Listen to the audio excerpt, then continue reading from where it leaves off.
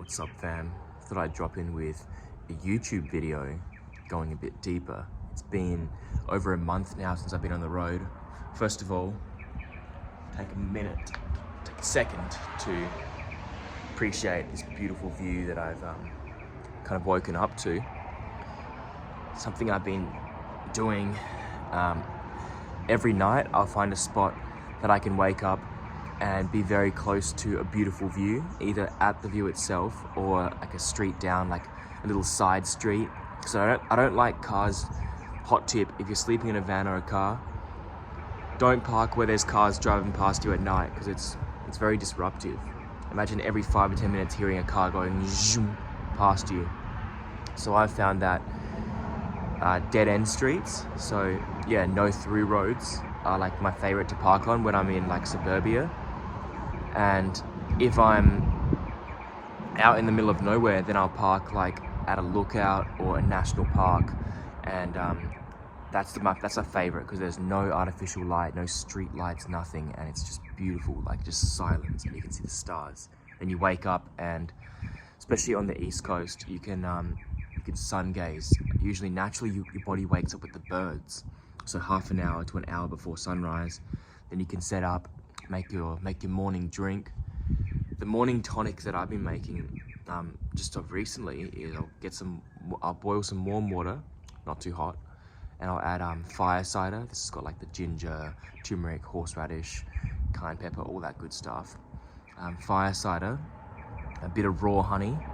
When I'm feeling extra cheeky, I will add in mad honey from Mad Honey Nepal. That's the good stuff, but you've got to be very careful with it. If you saw my other YouTube video, you would see that I had a bit of an overdose problem. But I'm still alive, and it made me stronger. But that night, my heart rate was like boom, boom, boom, boom, boom. It was jacked up, and I slept for like 14 hours or something. Yeah, so I add that, then I'll add a teaspoon or a tablespoon of moringa powder, which is epic. Beauty blend, MSM, which is sulfur, and a drop or two of nascent iodine. So that's atomic iodine. That's really good for thyroid function and detoxification. And I'm pretty sure that's it. That's it for now. But yeah, it's crazy. Like, you should see my van. I didn't pack many stuff, but I bought a lot of supplements and tonics. So if you want to see me along the road, I'm in Sunny Coast at the moment, and I'm heading up towards Cairns over the next 2 weeks. So if you want to see me, send me a message, and I'll come make you a ceremonial cacao with all the goods, the lion's mane, the microdoses, all that stuff. But yeah, it's been enjoying the travel so far. Spent a couple of days on Sunshine Coast. I've been trying to learn how to surf, but to be honest, surfing with that 6'4" board has been like a real challenge with me. I'm still grateful that I got it. For those of you who don't know the story, I was in Gold Coast and I went to a Hare Krishna chanting event, and I met this guy called Chris. He was sitting next to me, and literally within 10 minutes of chatting, he was just like so generous and kind. He's like, "Hey brother, I've got a spare surfboard, you can have mine, and on the way back down when you're passing through Gold Coast, just return it." And so I accepted that, and it fit perfectly to the van. I've caught a couple waves, but I've gotten wiped out a lot, and I got very, very scared yesterday when I was at Sunshine Beach at Noosa, and the waves were huge. And I remember catching it and being like nose diving and then just flipping. And then I lost a bit of confidence. So I'm just taking it easy for now. And yeah, just about to head up, so I don't think there's much more surf up north. We're going to Oran. So in 2 weeks, I'm going to be picking up Ina from the Cairns airport, and then we're going to go into the Daintree for Oran, the Doof. It's going to be epic. Very, very excited for that. Lots of drugs. Just kidding. I've been actually pretty clean recently, apart from the mad honey.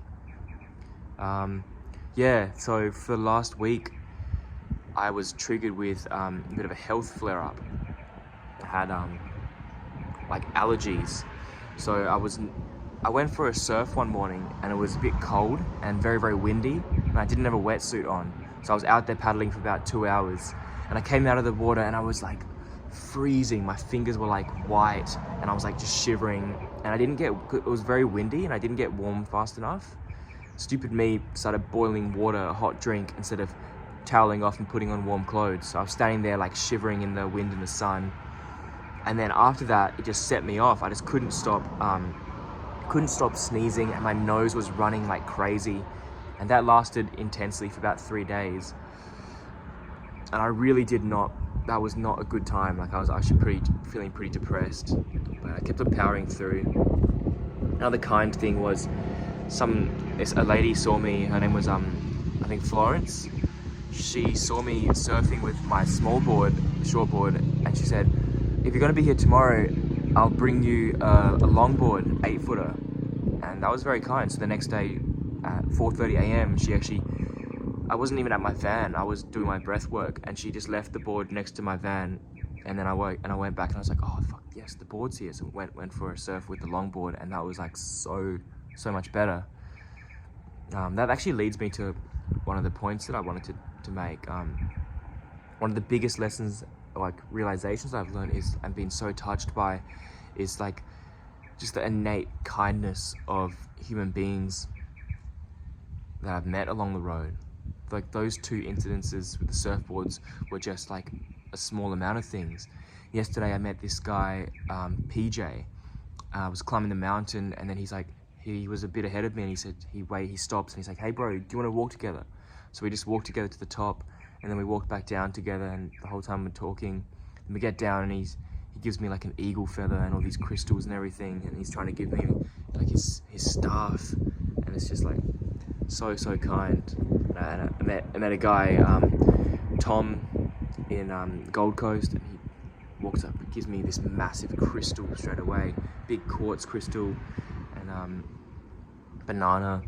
It's just like so kind. Like people that I haven't even met, or people that I've only met through social media, are just like so kind. And then like went to Kyle's house, and he just we did a workout, we did all this stuff. When I stayed with Daniel in Forrester, took me surfing, let me stay at his place for two nights, and we hadn't even met yet.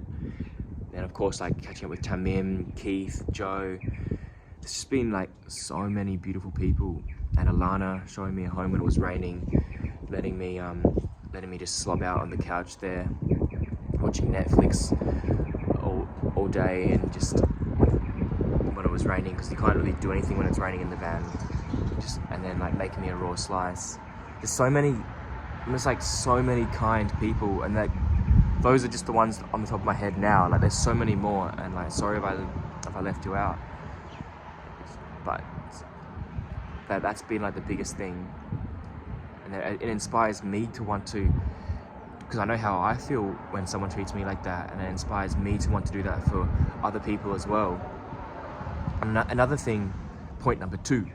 When I was at the Krishna village, I actually realized that so there's a certain amount you can do to fill yourself up, like your practices, your yoga, and all that stuff. But then after you've filled yourself up, anything more that you're just doing for yourself isn't going to actually do anything. And that brings you to a place of service. Once you've reached like your needs, then there's nothing else to do but start devoting yourself to serving other people, serving God, Creator, Supreme.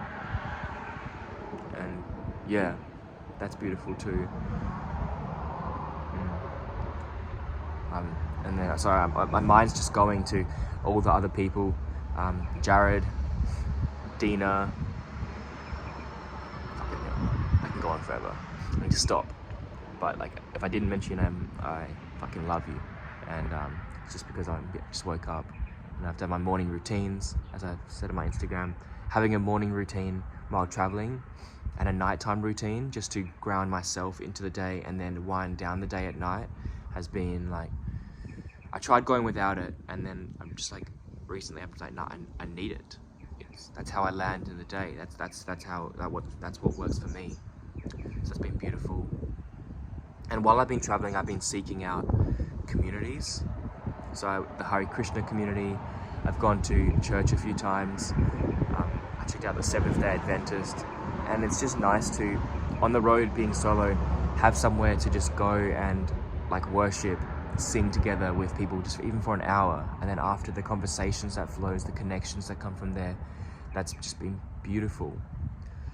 And so all these communities where people gather to that really believe in something and worship and believe it with their hearts are like just beautiful spaces to be in. And for me at this stage, like I feel like they're all different fingers in different ways pointing to the same God, that same like being that's bigger than ourselves. And it brings me back to the other point that I said when I was, I think, on Instagram, where we need something that is bigger than ourselves to live for. Because there comes a time in life where all the material things, all of the health, all the friendships, all the things in the world, like it's really good, but there comes a time when that doesn't satisfy you and you realize you need something that is greater than yourself to live for.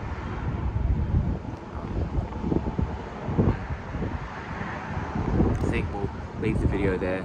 There's so much I can talk about, but I know it's YouTube. I'm going to end this video exactly at 11:11.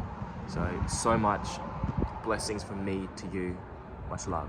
Mwah.